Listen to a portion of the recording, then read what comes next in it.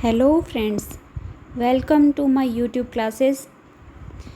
आज हम पढ़ेंगे बेसिक कंसेप्ट्स ऑफ केमिस्ट्री, यानी कि रसायन विज्ञान की कुछ मूल अवधारणाएं हैं, उनके बारे में पढ़ेंगे। कुछ क्वेश्चंस हमने इसके बारे में कल किए थे, आज हम इसको और पढ़ेंगे आगे। आपने जो जितने क्वेश्चन कल किए थे उनको तो क्लियर कर लिया होगा और भी पढ़ा होगा। अब हम इसके आगे देखेंगे कि क्या होता है। अब आज का जो हमारा फर्स्ट क्वेश्चन है वो है कि जब डाईहाइड्रोजन और डाईऑक्सीजन अभिक्रिया द्वारा किन यौगिक का बनाते हैं, यानी कि डाईऑक्सीजन है या नाइट्रोजन है, ये अगर आपस में कोई भी क्रिया करते हैं तो क्या बनाते हैं, ये हमें देखना है। इसमें हमारी तरफ एक साइड तो जो नाइट्रोजन का द्रव्यमान है और एक तरफ है ऑक्सीजन का द्रव्यमान दिया हुआ है, और इनमें ये जो यौगिक हैं इनके आंकड़े हैं उनको हम देखेंगे, इनके कुछ संयोग करके क्या क्या बन रहा है। चलो फिर हम देखते हैं इसको बना के कि क्या बनता है। इसमें देखो, यदि नाइट्रोजन का द्रव्यमान 28 ग्राम स्थिर माना जाता है तो चारों स्थितियों में ऑक्सीजन का द्रव्यमान वो कितना होगा। इसमें फर्स्ट जैसे 32 ग्राम या फिर 64 ग्राम या फिर 32 ग्राम और 80 ग्राम ये प्राप्त होता है। तो सरल पूर्ण संख्या का जो अनुपात है वो होगा 2:4:2:5 इनमें से, यानी कि 2:4:2:5 इनमें से कौन कौन से होंगे। अतः दिए गए जो आंकड़े हैं इनको गुणित अनुपात के नियम के द्वारा इनका पालन करते हैं। जैसे इसमें फर्स्ट है, इसमें देखेंगे जैसे कि 1 किलोग्राम है, यानी कि 1 किलोग्राम गुणा में 1000 m बटे में 1 किलोमीटर, फिर गुणा में 100 सेंटीमीटर बटे में 1 मीटर, फिर है 10 mm अपॉन में 1 सेंटीमीटर। तो इनको सोल्व करेंगे तो हमारे पास बनेंगे 10⁶ mm। फिर अगर हम इसी को, यानी कि 1 किलोग्राम है, इसका साथ में 1 किलोग्राम इंटू में 1000 मीटर अपॉन में 1 किलोमीटर इंटू में 1 पिकोमीटर अपॉन में 10⁻⁻12 m इक्वल्स टू कितना आएगा 10⁻15 पिकोमीटर। जो थर्ड है, जैसे कि 1 मिलीग्राम है, इसको अगर 1 मिलीग्राम को हम 1 ग्राम बटे में 1000 मिलीग्राम से इंटू करते हैं, फिर इंटू करते हैं 1 किलोग्राम अपॉन में 1000 ग्राम इक्वल्स, इससे बनेगा 10⁻⁻6 किलोग्राम। ऐसे ही है कि 1 मिलीग्राम है, इसको 1 मिलीग्राम गुणा में 1 ग्राम अपॉन में 1000 मिलीग्राम इंटू में 1 mg अपॉन में 10⁻⁻9 ग्राम इक्वल्स टू 10⁻6 mg बन रहा है।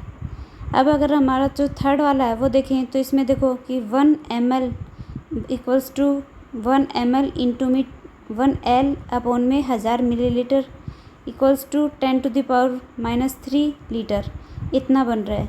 या फिर 1 ml equals to 1 centimetre cube equals to 1 centimetre cube into में 1 डेकोमीटर अपॉन में 10 सेंटीमीटर इंटू में 1 डेकोमीटर अपॉन में 10 सेंटीमीटर इंटू में 1 डेकोमीटर अपॉन में 1 सेंटीमीटर इक्वल्स टू 10⁻³ डेकोमीटर क्यूब, ये बन रहा है इससे। तो आई थिंक आपको इसके आंसर समझ में आ गए होंगे। फिर हम नेक्स्ट क्वेश्चन फिर से देखते हैं। इसमें क्वेश्चन देखने से पहले क्या है कि यदि प्रकाश का जो वेग है कितना होता है, आई थिंक ये सबको पता है कि प्रकाश का जो वेग होता है वो होता है 3 × 10⁸ ms इनवर्स हो तो 2 ns में प्रकाश को कितनी दूरी तय करेगा। इसका हमें पूछा है इसने कि कितनी दूरी तय कर रहा है। तो आप ये देखो इसकी दूरी क्या है। क्वेश्चन का मतलब इसका फॉर्मूला टाइप है, यानी कि तय दूरी इक्वल्स टू वेग इंटू समय इक्वल्स टू कितना हो गया 30 × 10⁸ metre second inverse into 200 ns। इसको सॉल्व करेंगे तो क्या होगा 3 × 10⁸ metre second inverse into 200 NS into में 10⁻⁻9 S अपॉन में 1 NS equals to 6 into 10⁻⁻1 metre into 0.600 metre, इतना बन रहा है इसके अंदर।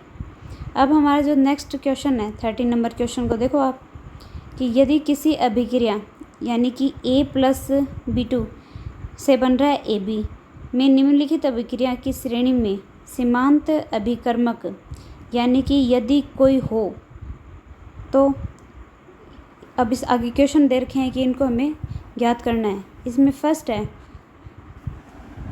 कि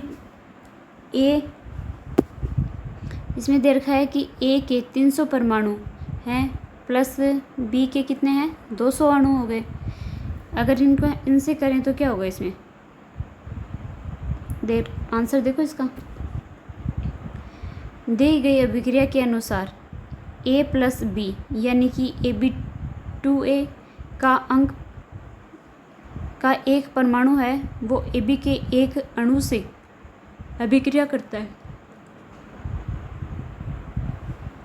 यानी कि एक परमाणु है वो एक अणु से क्रिया करता है। तो जो पूर्ण अभिक्रिया में क्या होगा कि A के 300 जो परमाणु हैं उनके लिए क्या होगा, B के जो 300 अणु हैं उनकी आवश्यकता होगी। यानी कि एक 3 से कर रहा है तो जो 300 हैं तो वो 300 परमाणुओं से करेंगे, अणुओं से करेंगे, क्योंकि B के में केवल क्या है कि 200 अणु उपस्थित हैं, अतः 100 अणुओं में की कमी है। इस प्रकार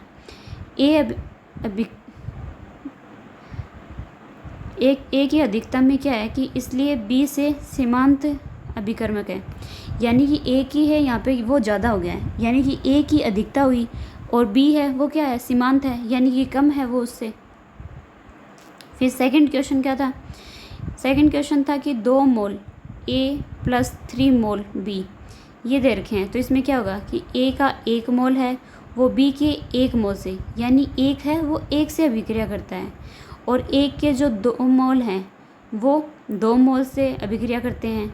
और अगर B के 3 मोल उपस्थित होते हैं जो अभिक्रिया में हैं, तो इस प्रकार A एक सीमांत अभिकर्मक है, यानी कि इसमें क्या हुआ कि B ज़्यादा है और A कम है, यानी कि B क्या है इसमें B तो होगा सीमांत अभिकर्मक।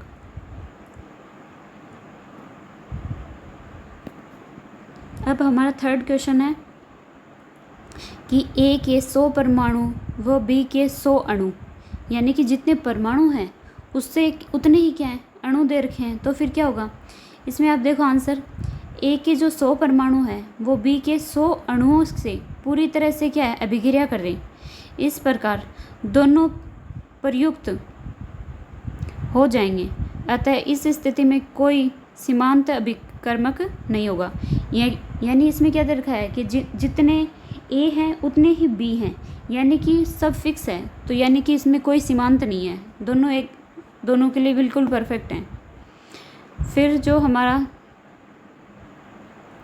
फोर्थ क्वेश्चन है वो देखो आप, A के 5 मोल प्लस B के 2 से 5 मोल, यानी कि B के 2.5 मोल A के 2.5 मोल के साथ में अभिक्रिया करेंगे। इस प्रकार A की अधिकता से अधिकता में बचा रहेगा, यानी कि एक है वो क्या है अधिकता में बचा हुआ है, अतः B एक सीमांत अभिकर्मक है। यानी कि अब की बार क्या हो रहा है कि A की तो अधिकता है और B है वो क्या है सीमांत है।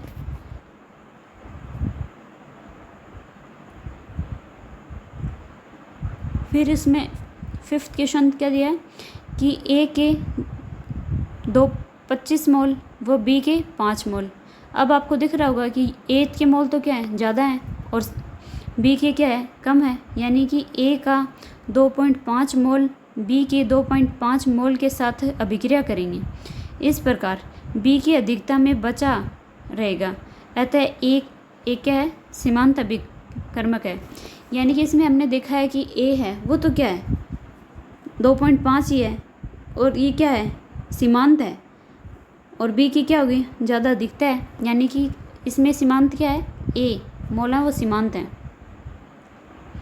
फिर हमारा जो नेक्स्ट क्वेश्चन है वो है नाइट्रोजन और डाइहाइड्रोजन निम्नलिखित रासायनिक समीकरण के अनुसार अभिक्रिया बनाते हैं। यानी कि आप देखो, अब N2 है वो गैस में है, प्लस 3H2 है वो भी गैस में है। इससे बनेगा क्या? इससे बनेगा 2NH3 गैस के रूप में। ठीक है, यदि 2 गुणा में 3 ग्राम डाइहाइड्रोजन यानी कि 1 से 100 इंटू 10⁻³ ग्राम डाइहाइड्रोजन के साथ में क्या है, अभिक्रिया करता है, तो प्राप्त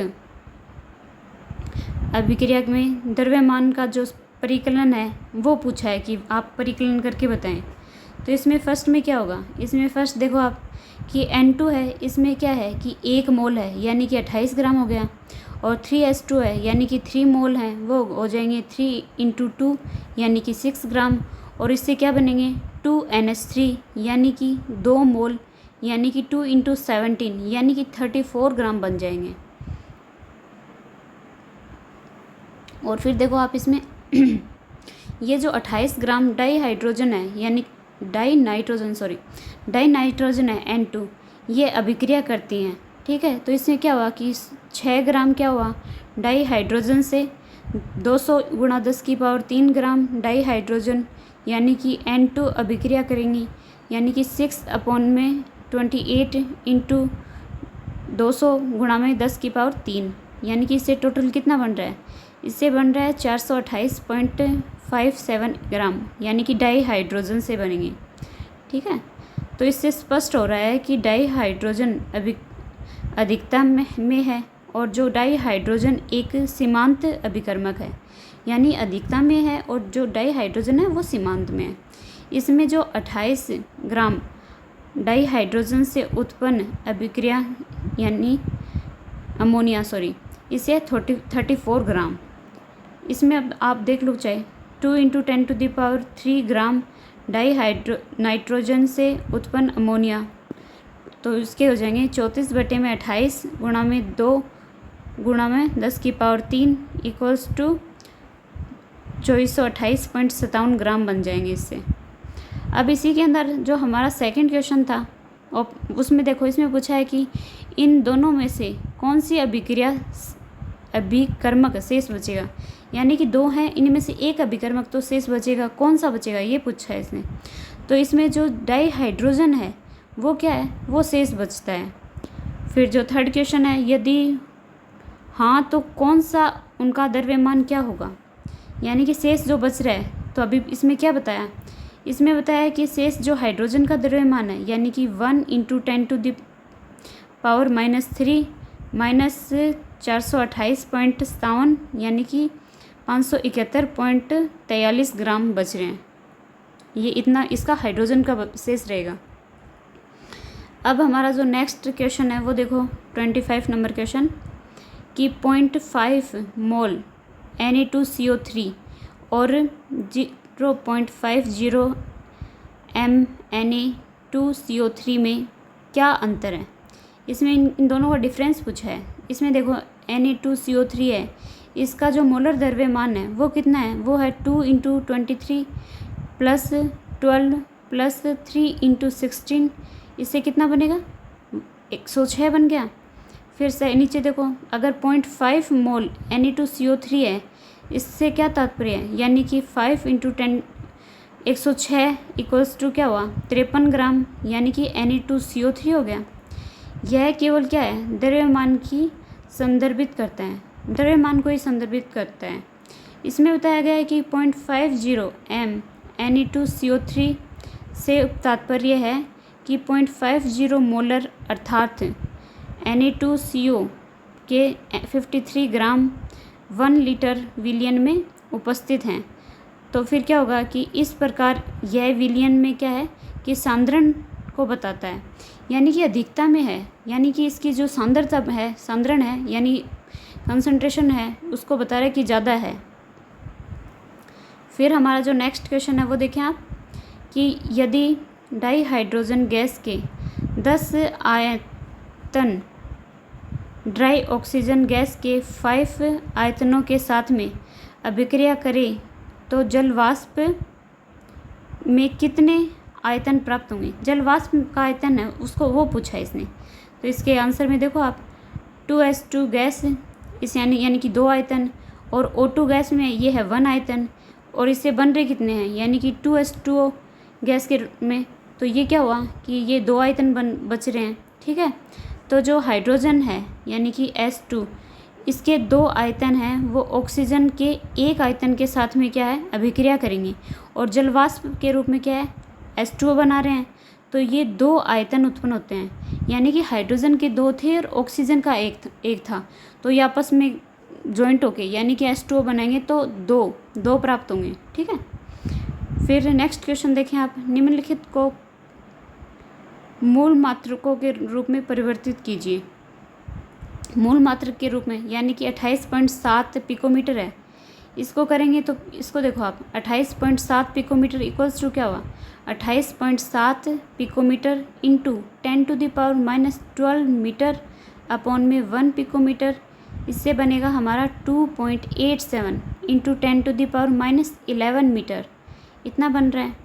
फिर सेकंड क्या है कि 15.15 US है, इसको अगर चेंज करेंगे तो इसके जो मूल मात्रक कितना होगा में इसका चेंजमेंट होगा 15.15 US equals to 15.15 US into 10⁻6 S upon में 1 μS इक्वल्स टू बनेगा 1.515 इंटू 10⁵ ग्राम बन जाएगा।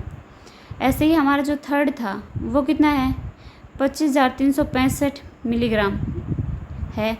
इसको हम क्या करेंगे 25,365 मिलीग्राम है, इसको 25,365 मिलीग्राम गुणा में 1 ग्राम अपॉन में 1000 मिलीग्राम गुणा में 1 किलोग्राम बटे में 1000 ग्राम इक्वल्स टू क्या बनेगा 2.5365 10⁻⁻2 किलोग्राम बन गया इससे। ठीक है, अब हमारा जो नेक्स्ट है वो देखें आप। निम्नलिखित में से किसमें परमाणुओं की संख्या है वो सबसे अधिक होगी। इसमें हमसे सबसे ज़्यादा जो परमाणुओं की संख्या है वो पूछा है। जैसे हमें फर्स्ट दे रखा है कि 1 ग्राम AU सॉलिड के रूप में, तो इसमें देखो आप आंसर में देखो 1 gram AU equals to 1/197 mole equals to 1/197 into 6.022 into 10⁻23 परमाणु, यानी कि इसका क्या होगा 3.057 इंटू 10⁻21 परमाणु बन रहे हैं।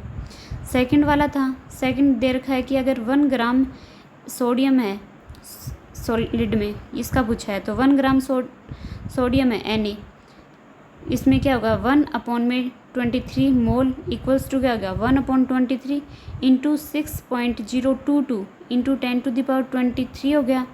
इसके जो परमाणु हैं वो बन रहे हैं 2.618 इंटू 10⁻22 परमाणु। थर्ड है वो देखो, इसमें बताया 1 ग्राम लिथियम सॉलिड में, इसका पूछा है तो 1 gram lithium 1/7 mole equals to 1/7 into 1/7 into 6.022 into 10⁻23 परमाणु। इससे बनेगा 8.603 इंटू 10⁻22 परमाणु।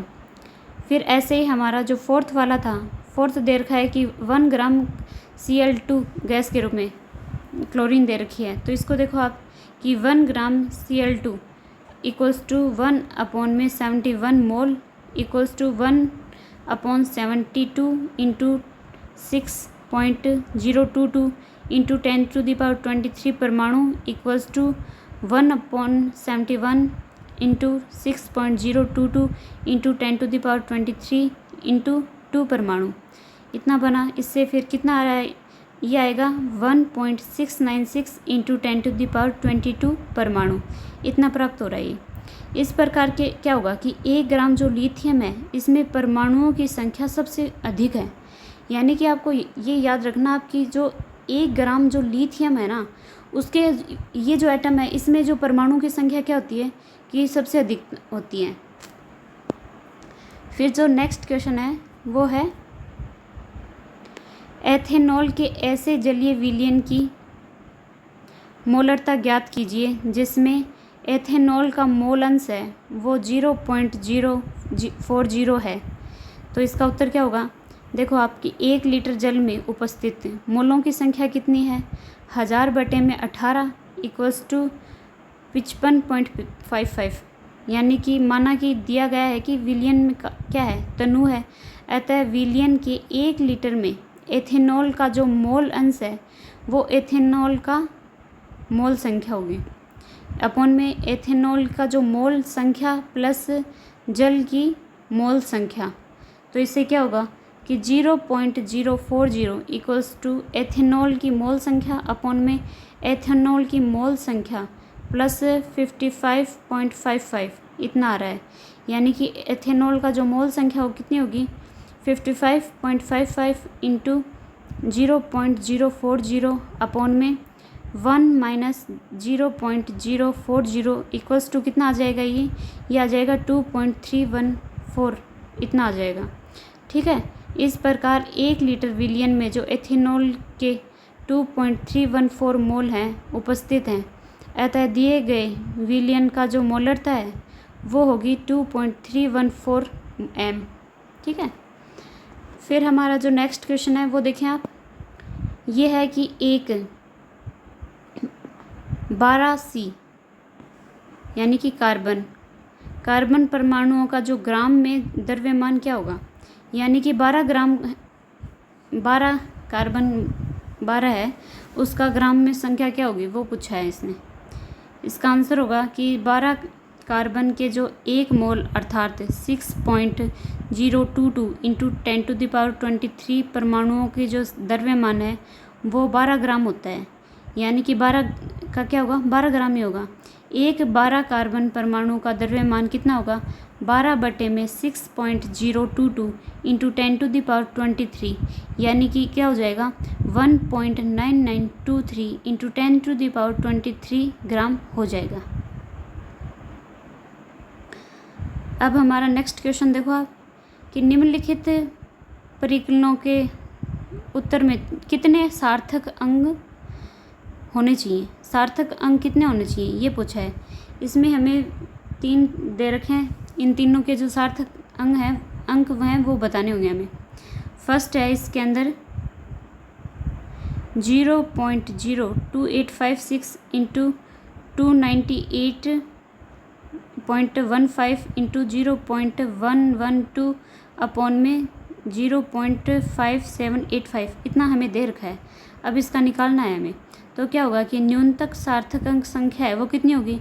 0.112 इंटू 3 सार्थक अंक हैं, अतः उत्तर 3 सार्थक अंक होने चाहिए।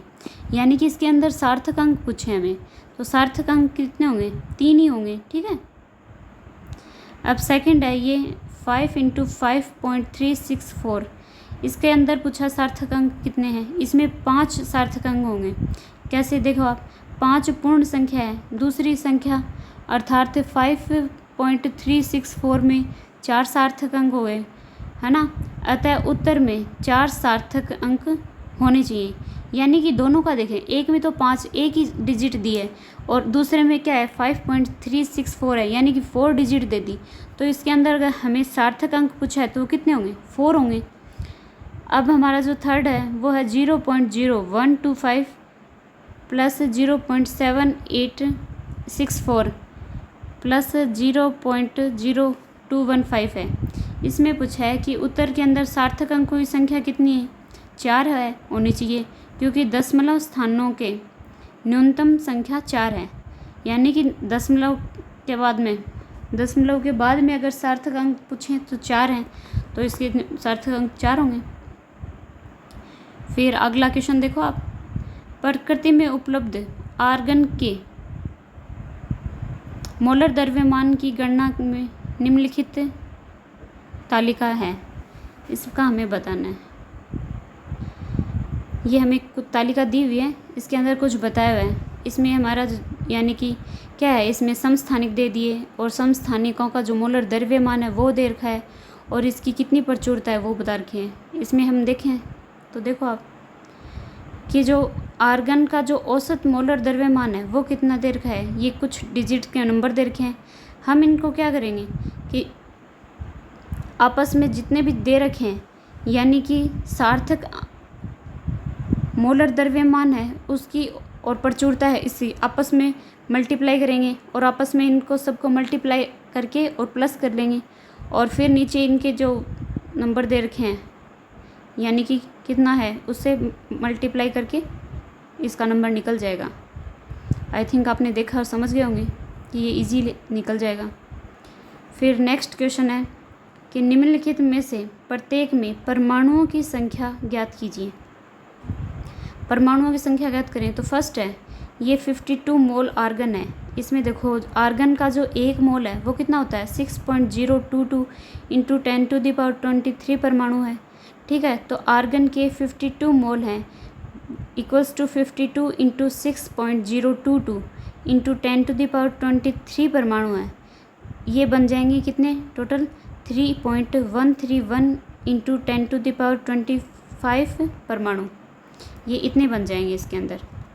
और सेकंड वाला क्या था कि जो हीलियम है इसके अंदर 4U 4μ इक्वल्स टू हीलियम का जो एक परमाणु है वो पूछा है। तो हीलियम के 52μ इक्वल्स टू 52/4 इक्वल्स टू क्या हो गया 13 परमाणु, यानी कि 13 परमाणु बता दिए इसने। और ये जो थर्ड है उसके अंदर देखो थर्ड में बताया है कि 52 ग्राम हीलियम है ना। तो हीलियम के जो एक मोल अर्थात उसके 4 ग्राम में 6.022 इंटू 103 परमाणु उपस्थित होते हैं, है ना। तो अतः क्या होगा कि 52 ग्राम हीलियम में उपस्थित परमाणुओं की संख्या यानी कि 5.022 इंटू 10⁻23/4 इंटू में 52, तो इससे क्या बनेगा 3.131 इंटू 10⁻25 परमाणु, ये बन गया। अब हमारे पास देखो अब हमारा 34 नंबर क्वेश्चन है। उसमें आप देखो क्वेश्चन कि एक वेल्डिंग ईंधन यानी कि गैस के में केवल कार्बन और हाइड्रोजन उपस्थित है। इसके नमूने में कुछ मात्रा ऑक्सीजन से जलाने पर 3.38 ग्राम कार्बन डाइऑक्साइड 0.690 ग्राम जल की अतिरिक्त और कोई उत्पाद नहीं बनाती है। इस गैस के जो 10.0 STP पर मापित आयतन का जो द्रव्यमान है वो है 11.69 ग्राम पाया गया है। तो इसके अंदर क्या क्या निकालना है देखो आप, इसमें हमारा जो फर्स्ट है वो निकालना है कि इसका मूलानुपाती सूत्र क्या होगा। तो इसका जो मूलानुपाती सूत्र है वो देखो आप, इसमें देखो आप 3.38 ग्राम CO2 के और कार्बन की संख्या मात्रा कितनी है 12/34 इंटू 3.38 इक्वल से इससे क्या बनेगा 0.9218 ग्राम बन गया। ठीक है, फिर नीचे 0.690 ग्राम H2 है। इसमें हाइड्रोजन की मात्रा कितनी है, इसमें है 2/18, फिर इंटू में 0.690 इक्वल्स टू इसमें कितना बनेगा 0.0767 ग्राम बन जाएगा। यानी कि ईंधन की गैस में केवल कार्बन क्या है, कार्बन तक ही हाइड्रोजन है, यानी कि जहाँ कार्बन है वहीं पे हाइड्रोजन है, कार्बन तक ही हाइड्रोजन है। अतः जलने वाली गैस का कुल द्रव्यमान है वो कितना होगा 0.9218 प्लस 0.0767 इक्वल्स टू 0.9985 ग्राम हो गया। फिर है कि जो ईंधन है उसमें गैस में कार्बन की जो प्रतिशतता है वो कितनी है, इसमें हो जाएगा 0.9218 में 0.9985 इंटू 100 यानी कि 92.318 हो गया। फिर इसमें ईंधन गैस में जो हाइड्रोजन की जो प्रतिशतता है वो कितनी है, वो है 0.0767 अपॉन में 0.9985 इंटू 100 इक्वल्स टू कितना हो जाएगा 7.682।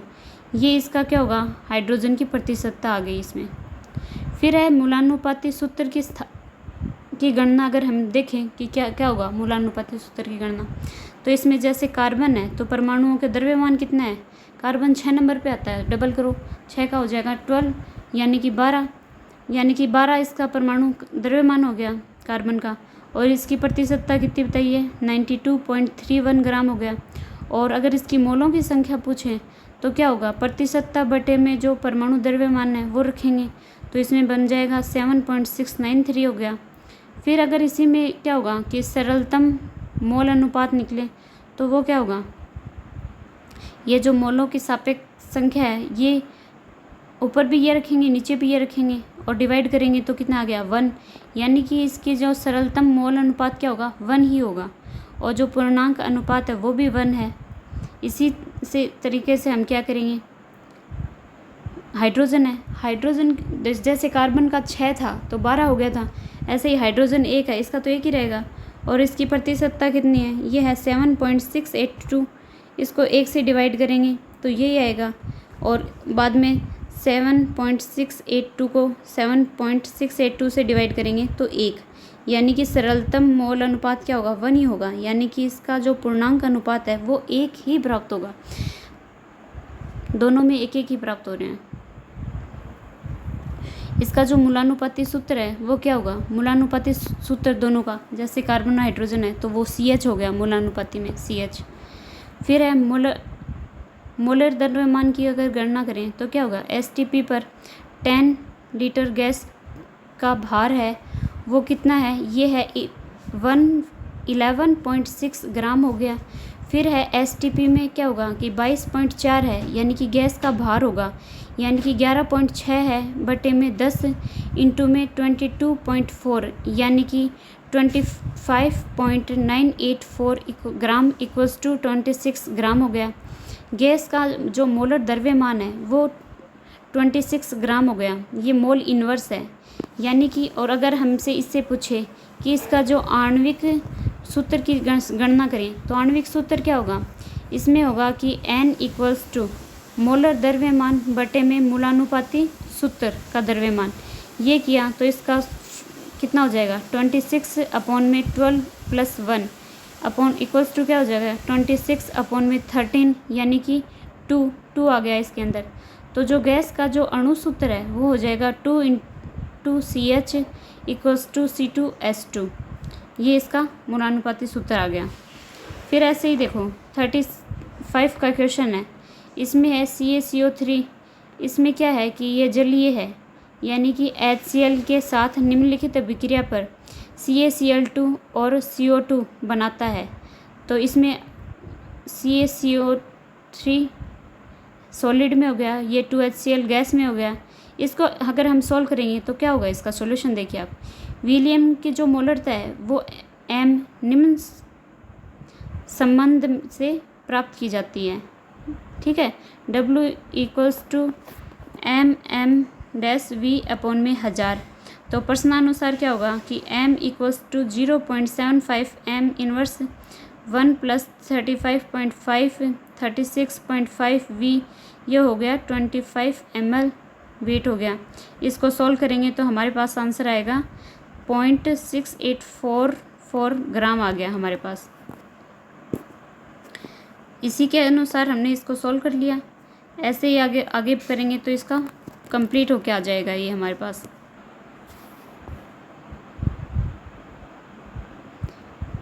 इस तरीके से हम इसको पूरा सॉल्व कर लेंगे और हमारा आंसर आ जाएगा। ऐसे ही एक लास्ट क्वेश्चन और देखो आप, 36 नंबर क्वेश्चन। इसमें बताया गया है कि प्रयोगशाला में क्लोरीन का विरचन